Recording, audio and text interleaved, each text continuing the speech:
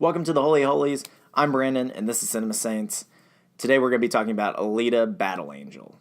So Alita Battle Angel is directed by Robert Rodriguez, and he's given us Sin City, From Dusk Till Dawn, all the Spy Kids movies, you name it.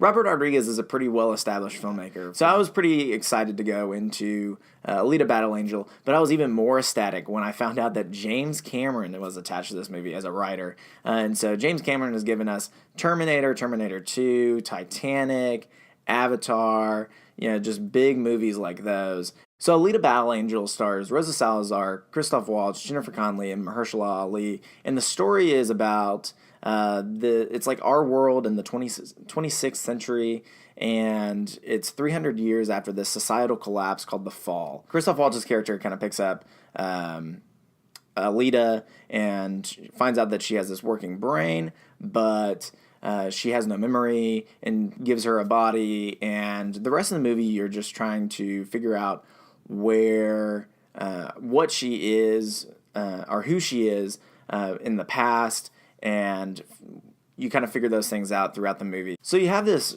expectation of a Robert Rodriguez movie being very over the top, very kind of cheesy dialogue, a little bit of melodrama going on. But this movie had a little too much for me, and I think that might be due to the source material, because I know that a lot of anime has a lot of kind of cheesy dialogue and very melodramatic sequences and all that stuff. But I think this was a little too much for me. The relationship that builds between Alita and this guy that she starts to meet, I wasn't feeling it, and I didn't feel that connection, and I think that was definitely a setback when it comes to later scenes in the movie where you have to be invested in this relationship that I wasn't, to bring out, I wouldn't say necessarily like emotion, but to see why the characters do what they do towards the end of the movie. And I think that's kind of a negative for me. And I thought that it could have been a little more well-developed, or they could have kind of tossed the cheesy stuff a little bit so that you can have more of the drama, more of the depth and seriousness to this movie that I think was lacking a little bit.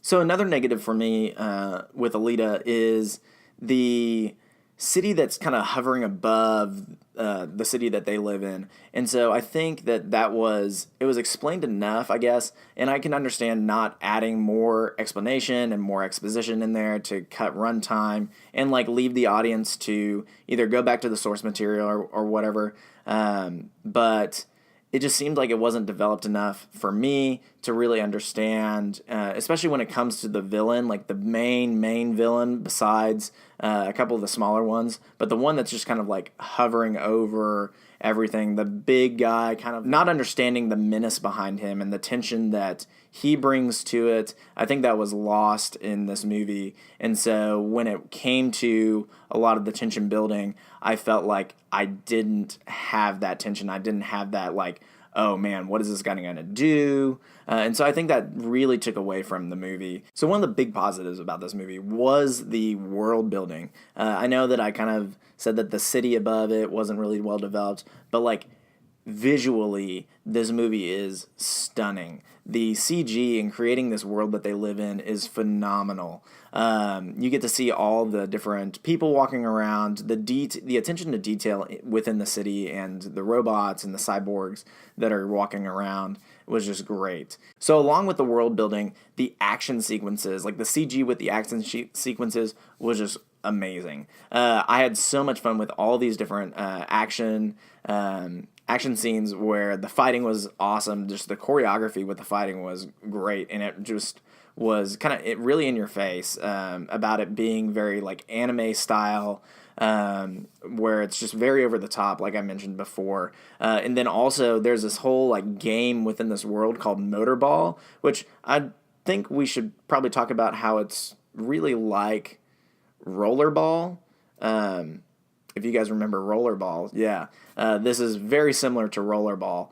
But all those sequences were phenomenal. And the fact that I got to see this in IMAX 3D made it that much better, I think.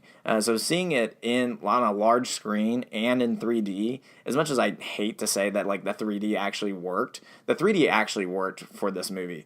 And so that's what I really loved about Alita Battle Angel, was really the action sequences and all that.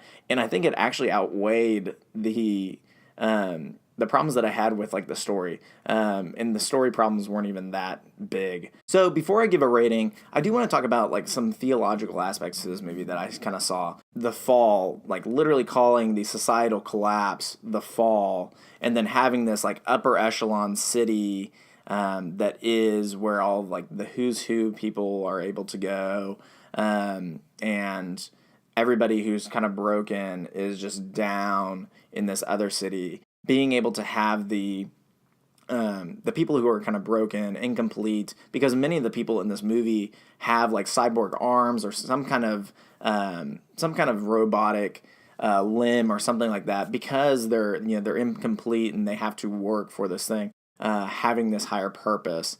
And so I guess where I'm seeing this is, and where I'm going with this is like, you have the theological aspect of like God and like Christians and people recognizing their brokenness and trying to find worth in something. If you feel broken, if you feel incomplete, you are not alone.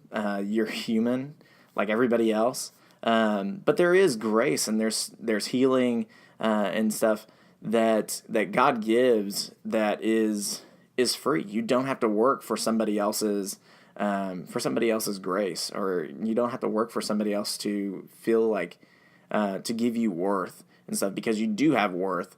And so that's where I kind of got a lot of the theological stuff that just kind of popped in my head right after seeing the movie. So overall, Alita Battle Angel was just a really fun time at the theater. There's not a whole lot, like, I guess you can pull out a lot of depth and stuff like that, but I think a lot of people will just really enjoy this for just the entertainment purposes only. But Alita Battle Angel was just fun. I'd give it 7 orange slices out of 10.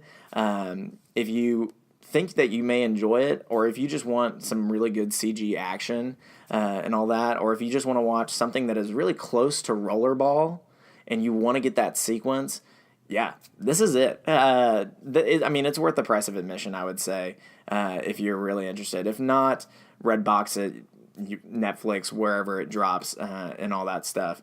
Thanks for watching, fellow Saints. Make sure to like and subscribe to this channel, and as always, go in peace.